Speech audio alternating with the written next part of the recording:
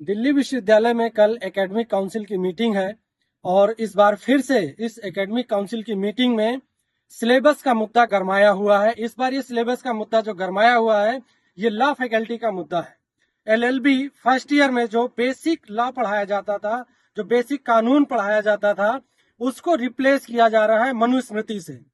अंग्रेजों से पहले जब अंग्रेजी शासन यहाँ पर हमारे देश में नहीं था, उस समय इस मनुस्मृति का पूरी तरह से वो बोलबाला था और आज फिर से आरएसएस पूरी तरह से एक एजेंडे के तहत विश्वविद्यालयों में सिलेबस को बदल रही है और उसी एजेंडे के तहत एलएलबी में लॉ फैकल्टी में जहां बेसिक लॉ पढ़ाया जाता था उसको मनुस्मृति से बदला जा रहा है।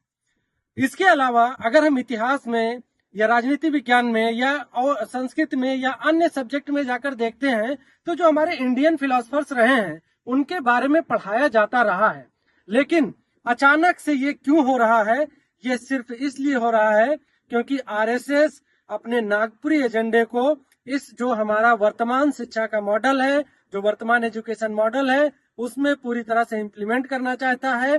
पुराने जो एजुकेशन सिस्टम जो चला आ रहा है उस एजुकेशन सिस्टम को ये ध्वस्त करना चाहते हैं, इसलिए ये एक नया एजेंडा लेकर आए हैं। आरएसएस में आप देखिए, खुद आप लोग देखिए कि किस तरह के लोग हैं जो सिलेबस बना रहे हैं। प्रोफेसर लेवल के लोग हैं, प्रोफेसर्स हैं विश्वविद्यालयों के, उनसे सिलेबस ना बनवा करके सिलेबस कोई आरएसएस के संघ प्रचारक और ये लोग डिसाइड कर रहे हैं, तो विश्वविद्यालय बर्बादी की तरफ तो जाएंगे ही जाएंगे।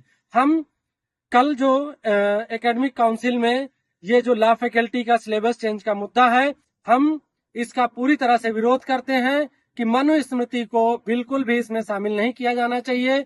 जो बेसिक लॉ पढ़ाया जाता रहा है उसी को कंटिन्यू किया जाना चाहिए।